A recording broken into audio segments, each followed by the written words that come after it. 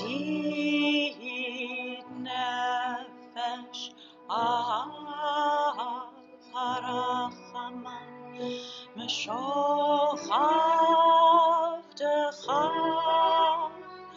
אל רצונך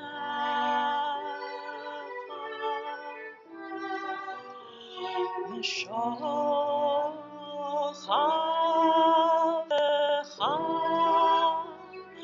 אל רצונך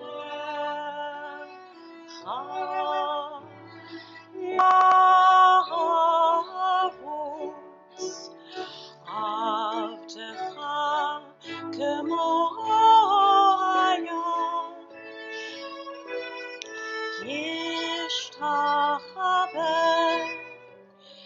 ישתחווה אל מול הדרך יערב לו ידידותיך יערב לו ידידותיך יערב לו ידידותיך מנופס צור בכל טעם הדור נאה ציב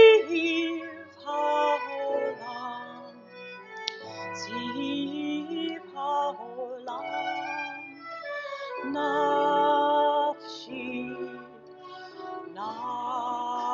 נפשי חולה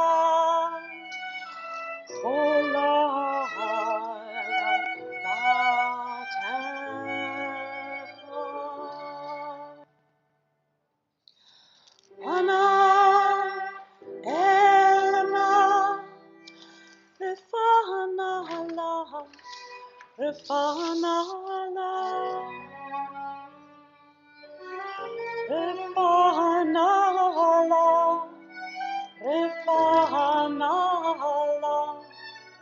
בהרות לה נועם צבחה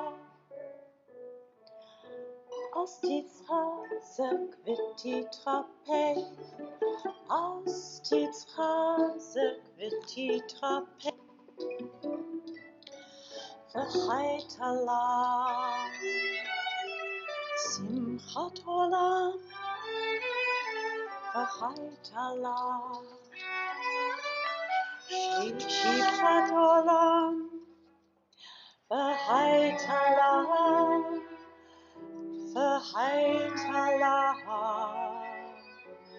שפחת עולם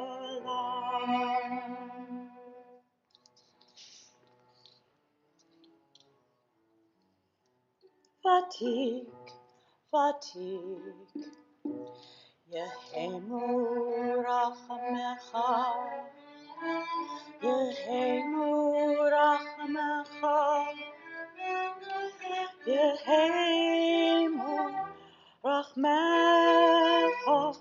בחוסנה הבן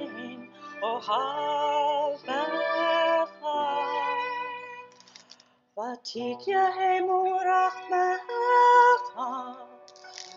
ותיק יהמו רחמך בחוסנה הבן אוהבך כי זה כמה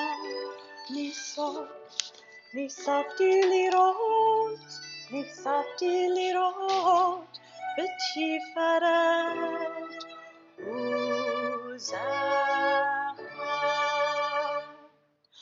אנא אלי מחנת ליבי חושנה ואל תתעלם בחושנה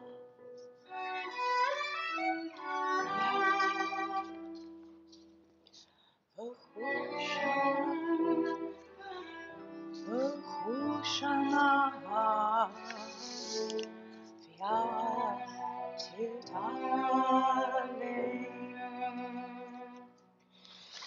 Igalana, Igalana, ufro, sufro, apivala, Esukai, Shome, Ha.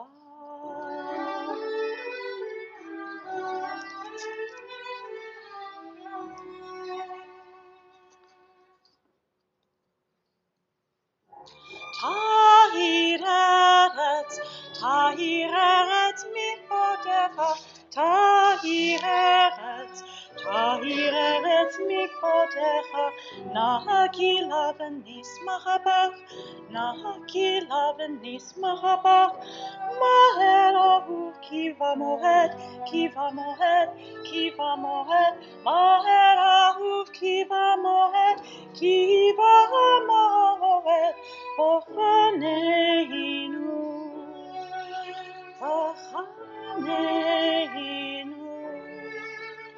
Vachaneinu, Vachaneinu, Ki me'olam, Vachaneinu, Vachaneinu, Ki me'olam.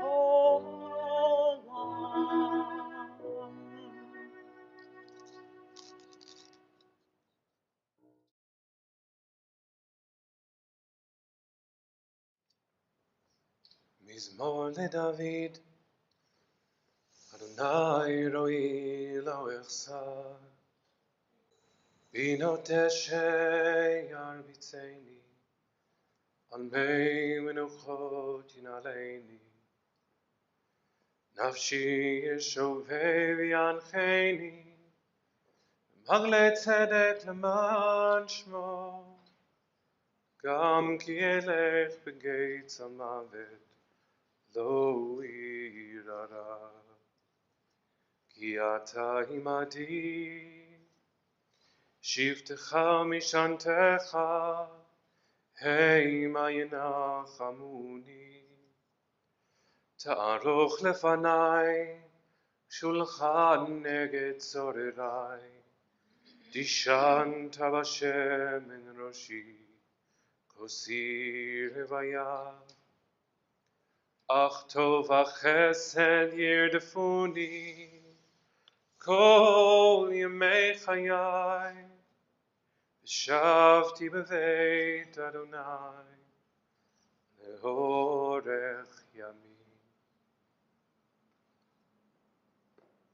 The Lord is my shepherd, I shall not want. God makes me lie down in green pastures, leads me beside the still waters. God restores my soul. God guides me in straight paths for God's name's sake. Yea, though I walk through the valley of the shadow of death, I will fear no evil, for you are with me. Your rod and your staff, they comfort me. You prepare a table before me in the presence of my enemies. You have anointed my head with oil. My cup runs over. Surely goodness and mercy shall follow me all the days of my life, and I shall dwell in the house of Adonai forever.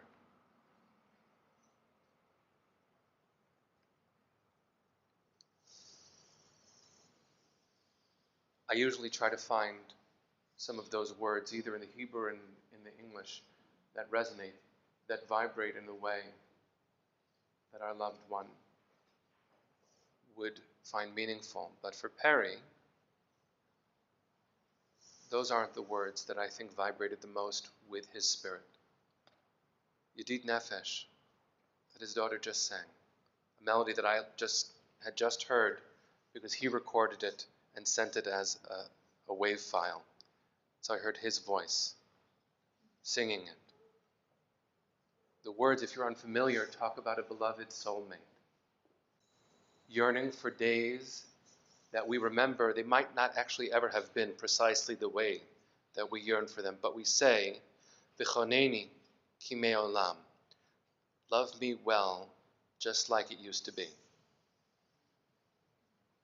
You know Perry. And I know Perry. And there have been too many moments in his life that would cause him to call out those words. Chaneni. A little bit of grace would be nice. There are other words in Yedid Nefesh.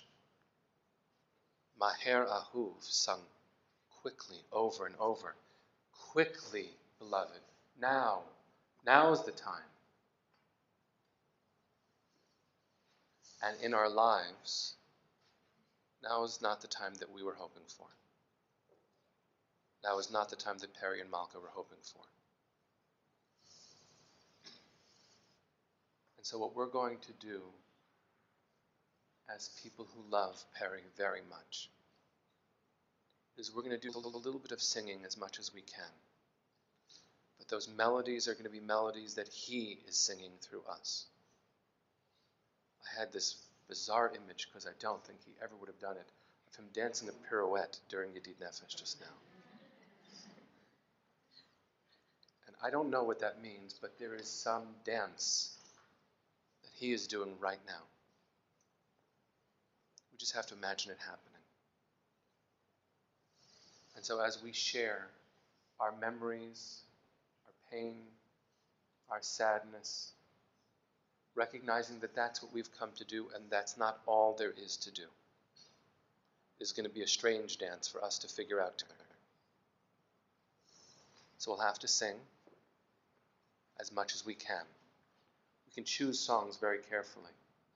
I could keep on saying words from Yedid Nefesh that I think Perry would have us focus on, because every word is a word worth focusing on, and he would have taken a lot of time focusing on each one of them. So we'll have time.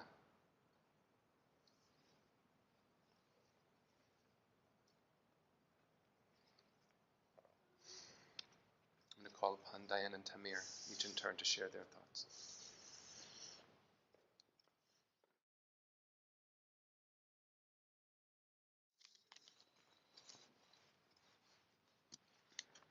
Once upon a time, many, many years ago, a little boy stood on a train platform in The Hague, Den Haag, in Holland. And he was standing there with his mother, and his mother had told him they were going off to visit an aunt in Amsterdam. This little boy was very intelligent and very observant, and as the train pulled into the platform, he looked at it and he said, "But Mama, this is not the train that goes to Amsterdam." And she looked at him. She was my grandmother. I know that look. She looked at him and she said, "Shh." Hustled him into the train. The doors closed and the train pulled away from the platform. And that was the last he ever saw of his childhood and of the 14 members of his family who perished in the Shoah. That was a decisive moment for him, and one that he never forgot. In the years that preceded that, Perry had a great relationship with his father. He spoke about him often. His father adored him, and seeing the intelligence in little Perry, he started him in with a Yiddish tutor even before school. Yiddish was Perry's first language. Perry told us that his father would go about his daily routine. He would sing beautifully, and he was full of stories, he was full of jokes. And the apple didn't fall far from the tree in this respect. His family owned a successful factory in The Hague. He had a large extended family that lived close by, and from his stories and the few remaining photographs, you had a sense of frequent family gatherings, of large meals, stylish clothing, and table service. And while the family was close by Perry's home, it was between two red light districts. And when they would pass, Chaim, his father, would tell Perry to lower his eyes and keep them down. You can be sure Perry found a way to steal a look here or there. He spoke fondly of his grandmother Rose, his cousins, his aunts, his uncles. The stories leave the impression of a warm, extended family filled with love, good humor, numerous occasions to enjoy both.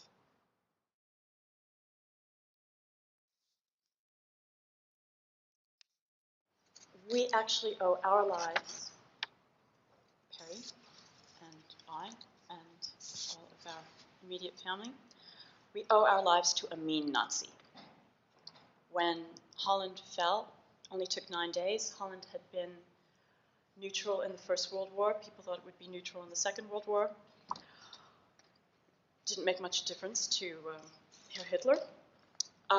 He marched in, and in 9 days, that was it. And Perry remembers the day he just cried and cried and cried, listening to the Queen on the radio saying that the armies had abdicated then to the Germans. And he felt like nothing could protect him. But fortunately, a Dutch Nazi was awarded with service to the Third Reich by being given the Scheinok family factory. And he was mean. Now, there were other business people whose businesses were also taken over.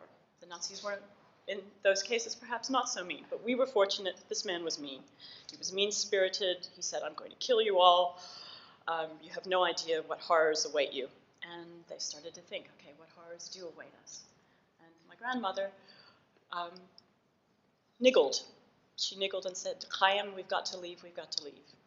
Fortunately, my grandfather had been a soldier in the Austro-Hungarian army in the First World War. Apparently, he had been caught davening at the wrong time. One of his superiors beat him within a fraction of his life. And when his regiment was sent off, he was in a hospital recovering. And when he recovered enough, he did not march on to find his regiment, but walked for 8 months from where they were stationed to Holland. And that kind of courage was what allowed him then to find the false papers, find a smuggler. It was my cousin's grandparents, right? Yeah. Eddie and Annie. Eddie, who then with Chaim, with my grandfather, found just the right smugglers to take them first, and then find a route through Holland and through France. And the family was eventually united in Nice. And then through a series of events, many close calls, extraordinary stories, which are too numerous perhaps to share here, they did eventually make their way to Lisbon, and then took a boat to this country and sailed into Baltimore. And then my father grew up in New York City on 96th and Central Park West, right in the center of the city. There are many, many things that we could share about his becoming an American, becoming an adult. The main thing that stands out for me as his daughter is that he was a human being of extraordinary contradictions and complexities. And just the way he looked at these critical experiences of just there, he would say two diametrically opposed statements. The one was, the Nazis stole my life. The other was, I've been given 71 years as a gift. And those 71 years are the years past that time on the train platform, the years when he could have perished in the Shoah and didn't, and lived an extraordinary life, lived a life of love, lived a life of beauty. He loved the arts. He was a scholar. He had many, many feathers, many strings to his bow, many, many things he could do. But there was some thing that was just always haunting him. It haunted his sleep. He never slept well. And he would describe himself as a man who saw the glass as half empty and not half full. And that was the man whose post-traumatic stress certainly colored my childhood and much of my early adulthood, but that's not the man who passed away on Sunday morning. And we hope that in these next few contributions we can take you with us on that journey a little bit that will help bring you up to date on what was really happening inside Perry and what's happened in our relationships. There's so many things that I remember about Perry growing up. He was a big personality. He had a long life. I can only begin to tell them, and I'll start with 4 today. Despite being an accomplished curmudgeon, it was clear that Perry loved life. He had a big laugh, and when a joke was particularly good, he could hoot like no one else I know. Hoo-ha! He laughed often, and he laughed just as hard, maybe harder, if the joke was about him. He most definitely did not take himself too seriously. And I would often joke with my mom after he was telling a joke or a story. That was number 227, pretending we had cataloged all of his jokes and stories. The second is about my home, and that it was a real blessing to grow up in a home where my father adored my mother so much. And the love that he had wasn't blind. He picked a partner that challenged him to be a better man. And as you know, my mother is no wilting lily, so that challenge was real. And when Perry and I first met over 40 years ago, he was a scary, short-tempered, impatient man. And in his later years, he was affectionate, he was warm. Safta still had a little bit of work to do on the impatience, but no one's perfect.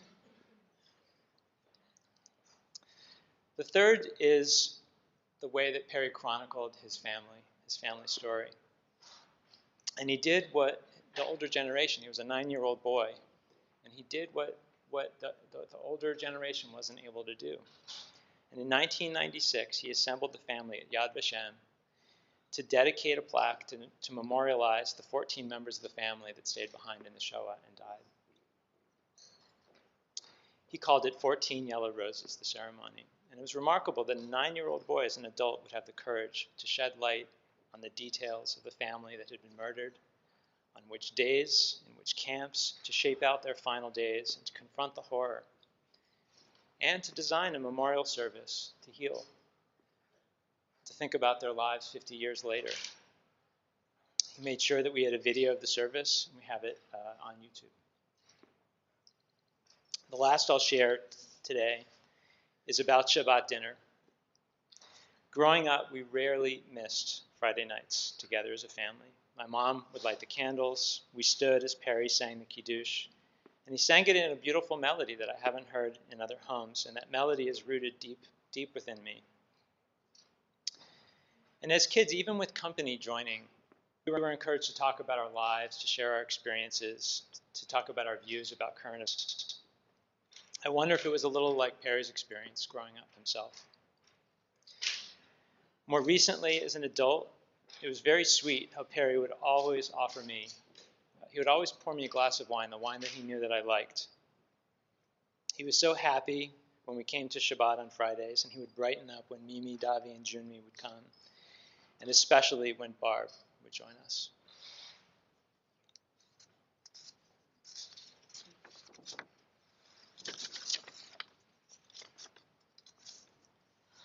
A man of complexities and contradictions.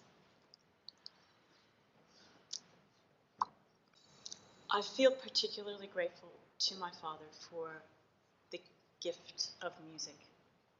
The melody that you heard of Yedid Nefesh was a melody that his father had sung to him, had sung every day of his life. And I think Perry really saw himself as part of a stream of history And that's why that experience that he brought together with the family at Yad Vashem was so significant for him. There are some things that I know he really regretted. He really regretted not finding out from his father what that long journey was between Austria and Holland that took 8 months. He regrets not having asked him. He wishes he had those stories. But he really wanted to have Yedid Nefesh memorialized, immortalized. And so that setting was of his father's melody, and then set with violin, cello, piano, and then voice.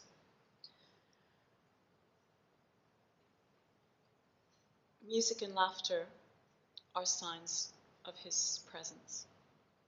That's absolutely for sure. And I think so many of the jokes that he told were jokes where you're actually smiling through the tears. I think that's probably part of Jewish humor anyway, Yiddish humor in general. It's not just an exuberant, joyful laughing because life is so wonderful, but there's something that pinches, there's something that hurts, and the laughter is a way of finding one's balance again, being able to see that other part of what's in the glass, being able to see that maybe even in the negative space of what's not there, there are extraordinary joys. I would like to acknowledge in particular Malka, Safta, as an extraordinary civilizing force in Perry's life. I think if I can just make a public acknowledgement, thank you so much for turning my father into more of a mensch, the mensch that he's had always wanted to be. I think you've done a fantastic job. I think also, he wasn't necessarily someone who liked children by his very nature, but the fact that, Malka in her ancient history was a nursery school teacher and dealt with education, she knew how to explain things in a very simple way, like to a 3-year-old, and there were times when that was really necessary. And I think it made a huge difference, made an extraordinary difference. The Perry of his later years showed an unequaled compassion, understanding of others. And he still sometimes blew it. He still sometimes blurted things out he didn't mean to say. And then he regretted it. And inwardly he'd be crying. And sometimes outwardly he'd also be crying. But there was always a striving then to, sometimes after a little bit of a couple of hard knocks on the side, but there was definitely a striving to be more of who he was really meant to be.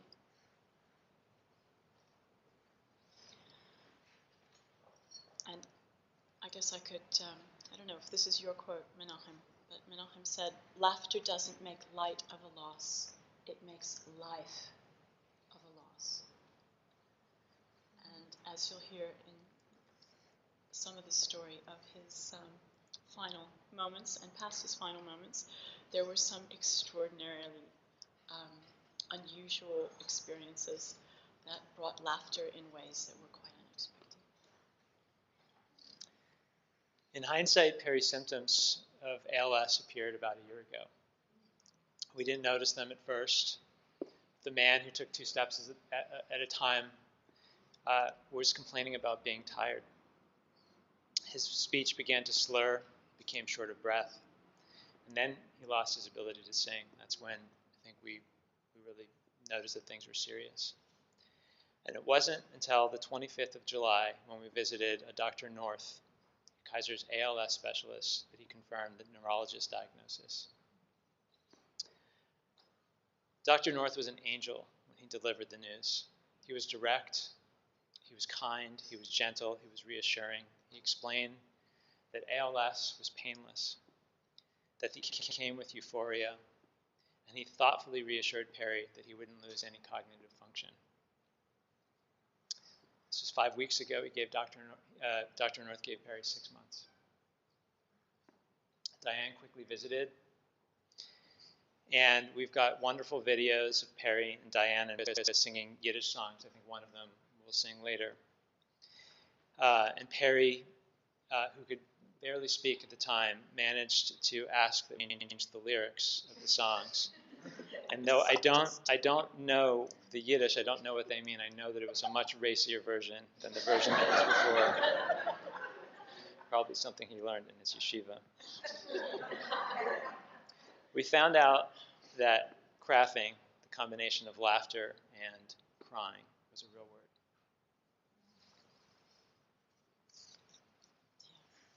Yeah. And that's bringing these two things together, the crying and the laughing in craffing. As Tamir and I were reminiscing and speaking about this whole long, extraordinary life and speaking about the contradictions and the complexities, he said, well, how do you resolve this? How do you reconcile it? How can you actually create this, would you say, almost happy ending to a life? So that Perry can look back and say, the way it began, the way it ended, it was framed, it was a good life. It wasn't incomplete. These themes are quite complex and not at all apparent at first glance. I think the most complicated aspect of Perry was that he was really angry with God. He was angry with God about the Shoah. How could a God, a righteous God, a good God, allow 6 million Jews to die? He held that as his banner. And then later in life, with the illness and death of Shalva, he was angry at God for Shalva. He was angry at God for lots of things. That was the source of the curmudgeon in him. And yet, with this illness, things were different. Things were different. I took him out maybe one of the last days where he went out just to go out, as opposed to going out to a medical appointment. And I heard him start to tell somebody, the doctors have given me 6 to 8 months to live. And it had that curmudgeon tone to it. And immediately, as he was saying it, it was as if the statistician in him did a couple of quick calculations and calculated, if I keep going with the sort of descent that I've had, which was I described as galloping, it's not going to last 6 to 8 months. So why am I saying that? 6 to 8 months? It's not going to last 6 to 8 months. And then the second calculation was, and that's probably a good thing. So there was a kind of blessing, blessed by this particular illness, that maintained his cognitive functioning, that allowed him to really laugh. How willing was he, anytime anybody made a joke, even an awful joke, how willing was he to just laugh? It was extraordinary. And he was a wonderful patient in that regard. I mean, okay, he complained here and there, but it wasn't the usual philosophical kvetch about the state of the world. It was a man who was uncomfortable now and again. But it was an extraordinary thing to see him in those last days, those last weeks, those last days, really dropping a lot of the old complaint and embracing really every moment and every person and every experience. And having some lovely laughs along the way. That's how I remember him now. As a man who showed extraordinary ability to smile in the face of hardship and to laugh as a way of reconciling unreconcilable differences.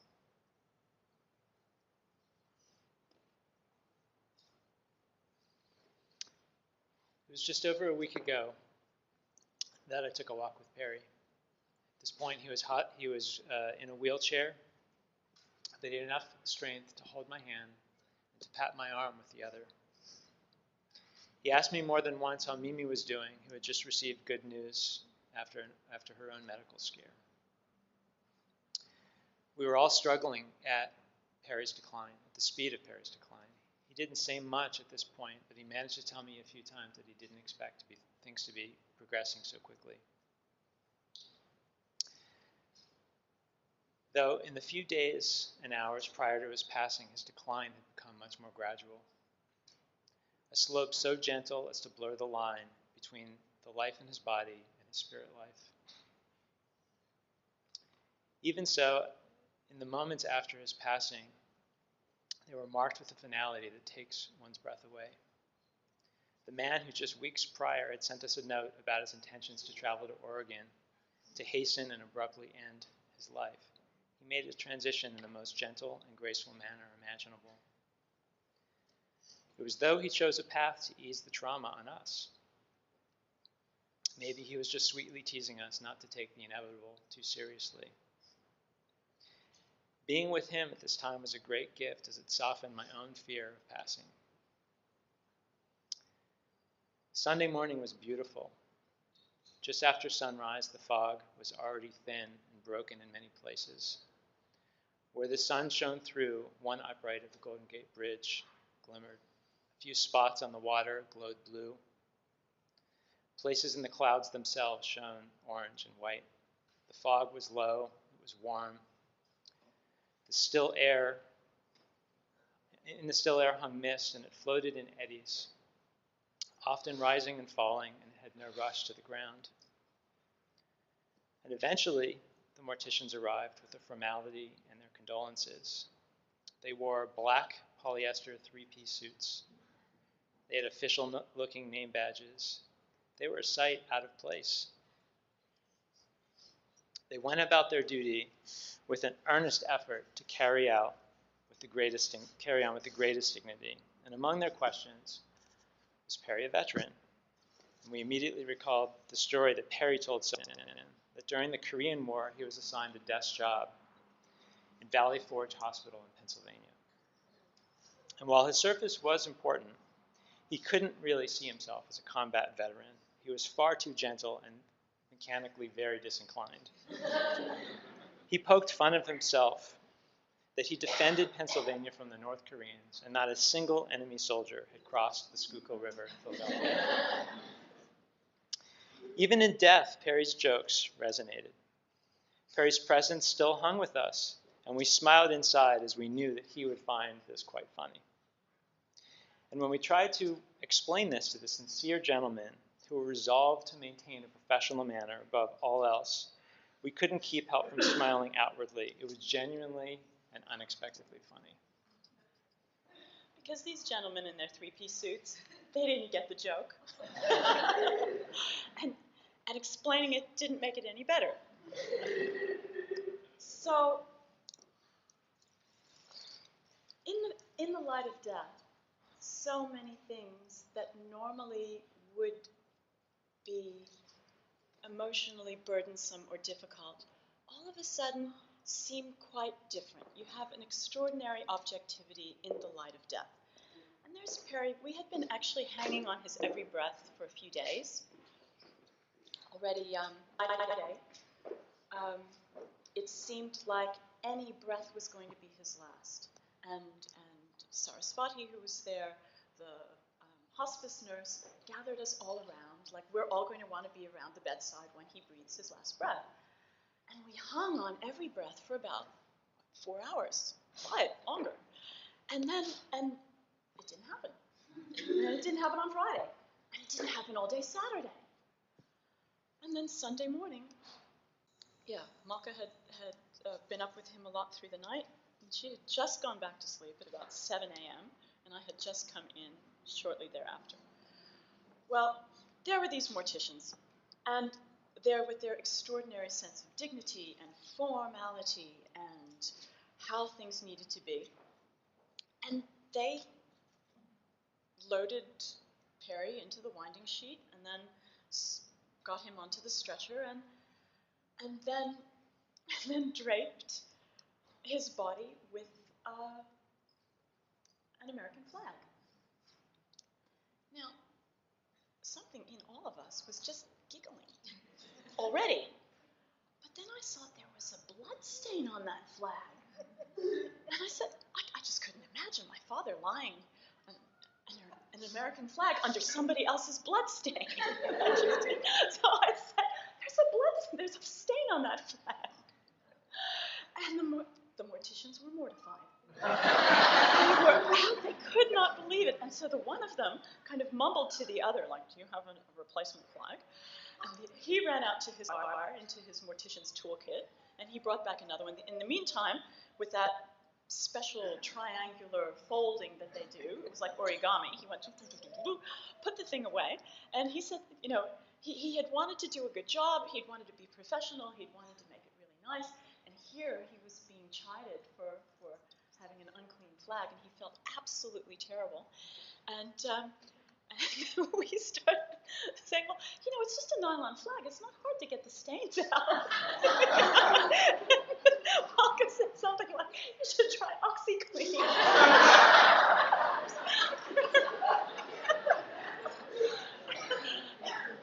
So there we were, in a way, crying and laughing, but just at that moment, the laughter really overrode the crying. It was extraordinary. And then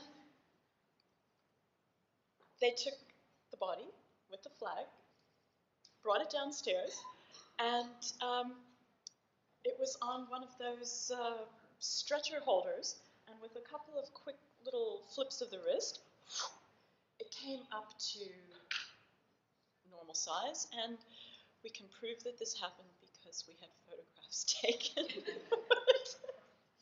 Not quite knowing, should we be smiling, should we be laughing, should we be crying or wailing? Does it matter? The complexities of life resolve through laughter. And what I think is extraordinary about Perry then is that if you were to ask now, what's in the glass? I think there's no doubt the glass is half. In fact, maybe it's all full, little as it can be, enough as a feast.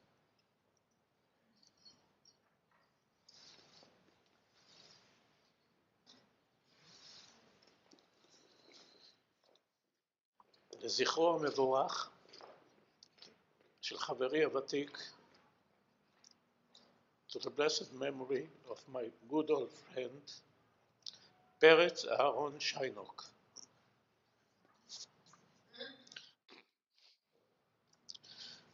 עמוק עמוק בתוך הגוף, שוכן לה הנפש, איש עוד לא ראה אותה, אבל כולם יודעים שהיא קיימת. יודעים מה יש בתוכה, בתוך הנפש, במרכזה. עומדת לה על רגל אחת, ציפור ששמה ציפור הנפש, והיא מרגישה כל מה שאנחנו מרגישים. עמוק עמוק בתוך הגוף, שוכנת לה הנפש, איש עוד לא ראה אותה, אבל כולם יודעים שהיא קיימת. יודעים מה יש בתוכה, בתוך הנפש, במרכזה. עומדת לה על רגל אחת, ציפור ששמה ציפור הנפש, והיא מרגישה כל מה שאנחנו מרגישים.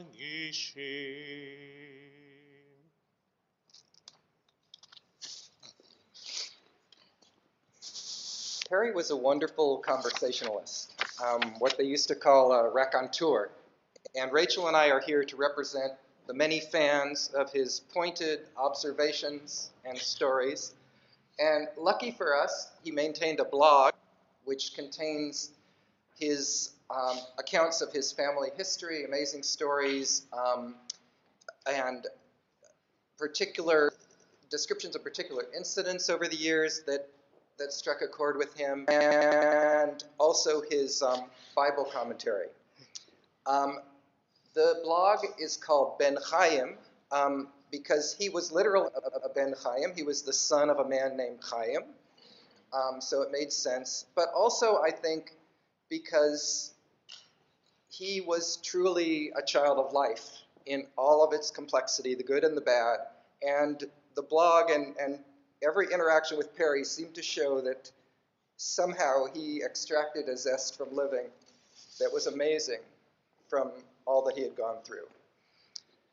So we're going to share two poems. The first is his take on a significant episode in Jewish history. It's called Crossing the Red Sea. At the Red Sea, the Israelites geared, waiting to cross the water they feared. The Egyptians were very close, scaring them from nose to toes. Moses called on the chief engineer, "Think and don't be a victim of fear." He responded, "We need a giant blower. It needs to behave like a water mower. We need to get one in a big hurry. Our survival is my greatest worry. I really have a clever notion how to traverse this tiny ocean. We draft all the politicians in our group and let them exhale until they droop. That will blow all the waters away, and we can cross easily and not stray. Then we make them all strongly inhale. The waters will return and cover our trail. We'll be singing and dancing after our escape. Just make sure we get it all on videotape."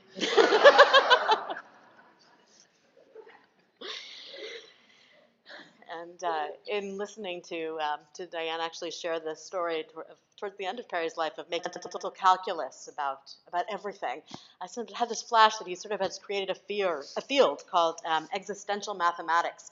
And this particular piece is actually a really good example of the power that animated his mind. It's called the Gregorian calendar. In 1582, Pope Gregory declared a change in the Julian calendar previously prepared. Leap years were proposed by Lilius and Aloysius in a calculation which became more auspicious. The world accepted it after a substantial period, although it was not loved by too great a myriad. Think about it, and you will see the reason. The extra day occurs in the wrong season. Why add a day during wintertime when our world is full of snow, mud, and slime? If it had been added to the month of June, summertime would not have ended so soon.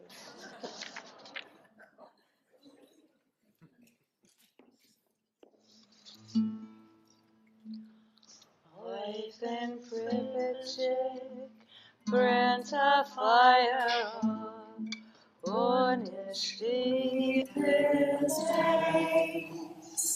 Und der Rebbe lernt kleine Kinder dem alle Face. Und der Rebbe lernt kleine Kinder dem alle Face. Sogje kinderlach, gedenk shetayere, oje lento.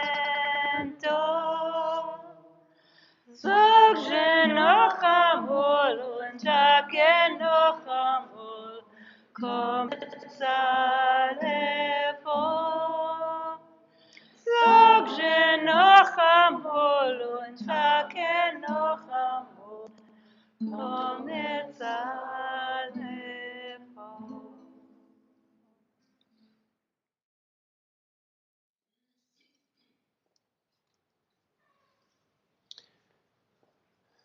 Despite the truth of what crafting means, it also does involve some crying. We have lost a lot.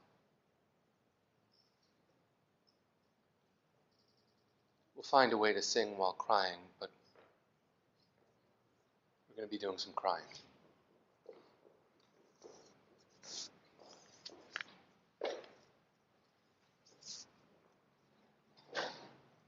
This room that you're in is a very, very holy space. Many things make it holy. Mostly the people who call it home and build it with their presence. It's also holy because Shalva was here. It's holier now because Perry's here. Many people have touched this space with their presence and with the very painful gift of our saying goodbye here. Months ago and years ago, Perry stood right there, leading mincha at two beautiful bnot mitzvah.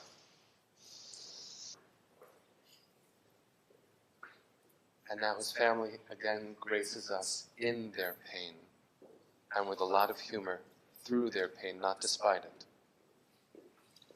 And so we'll figure out when to start crying and when to start laughing, or we'll just figure out because it's already happening.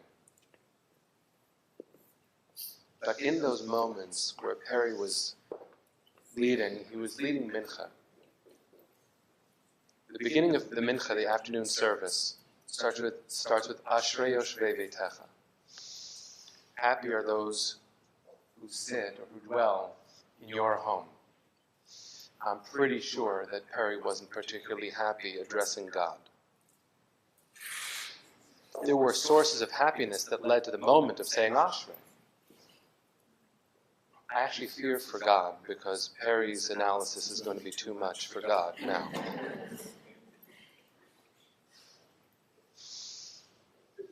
And so I wish he were standing here, leading mincha in a very conflicted, passionate, melodic way.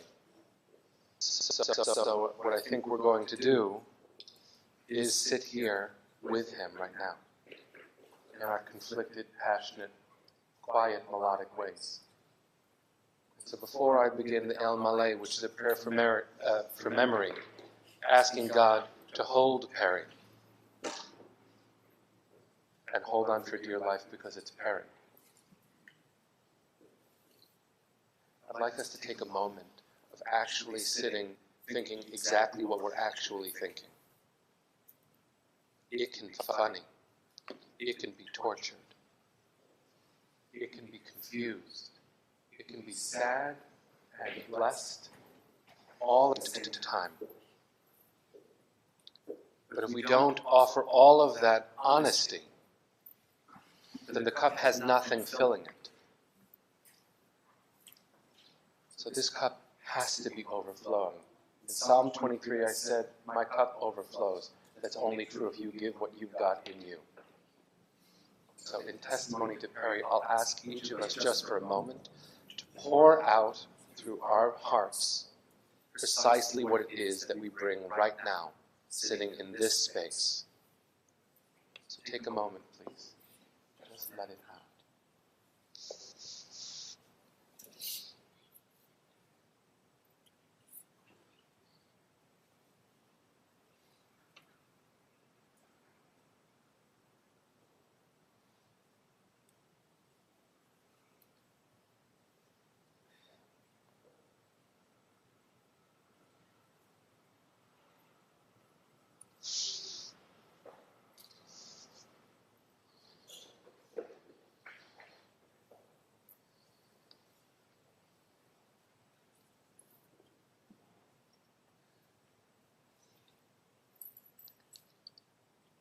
There's never going to be a vessel strong enough to hold everything that we're offering. So we'll just have to find ways of holding each other and being the vessels. Allowing the laughter. Not erasing the tears either.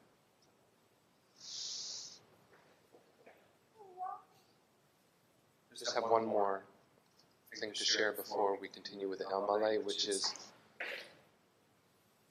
that having come to know Perry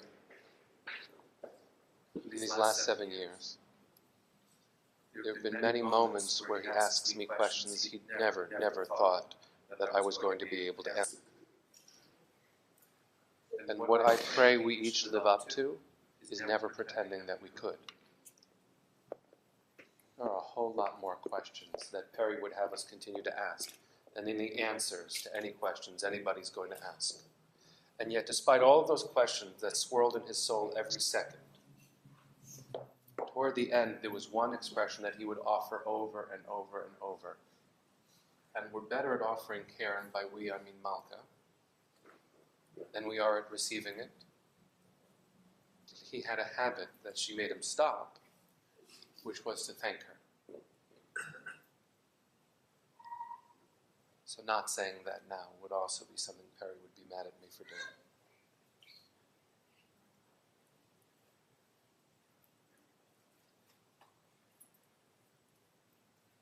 I'm going to recite the El Malay, after which I'm going to ask those who have been asked to be pallbearers to come forward, as will accompany Perry toward Briones, toward Gan Shalom. Everyone is welcome to be part of the burial itself, which will take place there. After that, people are welcome to come back to Malki's home for Sudat Havara, just being together, breathing. And then Shiva will take place tonight, and Wednesday night, and Thursday night at 7:30, and Thursday night at 7:30 in the evening. During Shabbat, we don't observe Shiva, so people are welcome if you'd like to be part of Shul davening that happens as part of Shabbat, 9:30 Saturday morning. Saturday night there'll be a minyan at 9 o'clock at Malka's home, and Sunday night at 7:30. If you need any of that information again, please just call our office.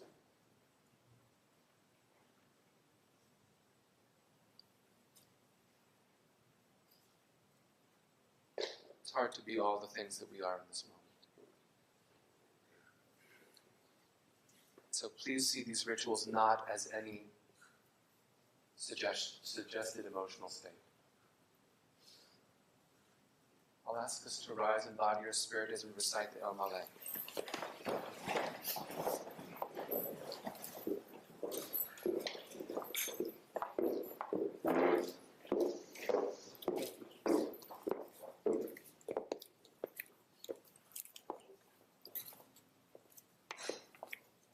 El Malay Rachamim Shochein Bamromi Hamatzei Menucha Nechona Tachat Kanfei Hashchina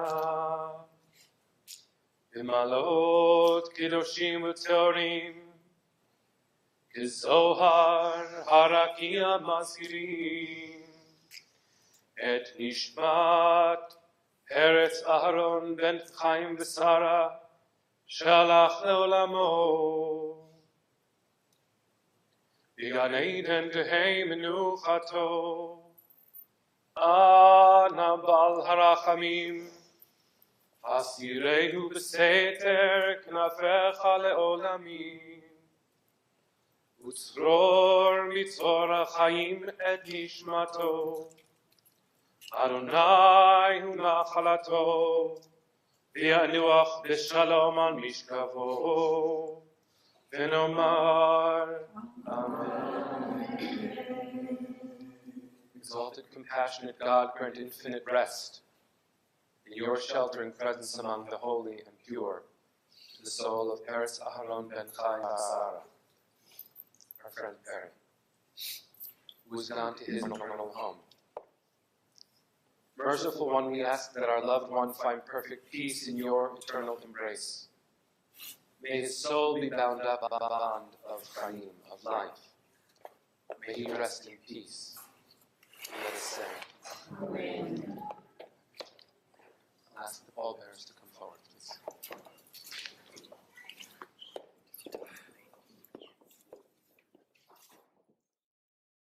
Yedid nefesh in of harachaman mishoch avdecha el rtzonecha משוח עבדך אל רצונך, ירוץ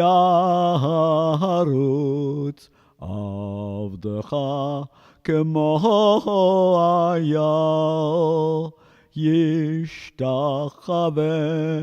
ישתחווה אל מול הדרך, ונרף לו ידידותיך, ונרף לו ידידותיך, ונרף לו ידידותיך, מנופס צוף בכל טוב. הדור נאה זיף העולם, זיף העולם, נפשי חולת אהבתך. אנא אלנה רפאנה לה, רפאנה לה, בהרות לנו זיבך, עוז תתחזק ותתרפא, עוז תתחזק ותתרפא, והייתה לה שמחת עולם, והייתה לה שמחת עולם, והייתה לה שמחת עולם. ותיק ימינו רחמך, ימינו רחמך, וחוסנה על בין אהובך. ותיק ימינו רחמך, ותיק ימינו רחמך, וחוסנה על בין אהובך. כי זה כמה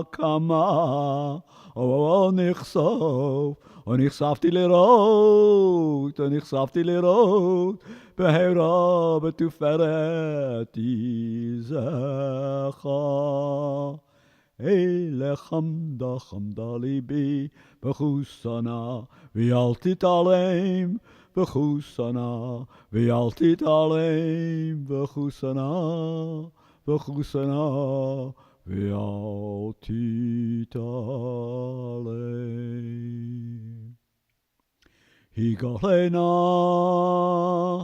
היגלנה פרוס ופרוס, חביבי עלי את סוכת שלומך. תאיר ארץ מכבודך, תאיר ארץ מכבודך, נהגילה ונשבחה בך, מהר אהוב כי במועד, מהר אהוב כי במועד,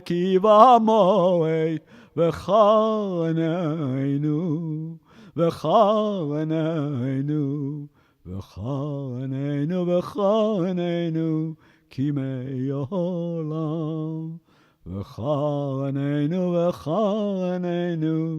כימי עולם.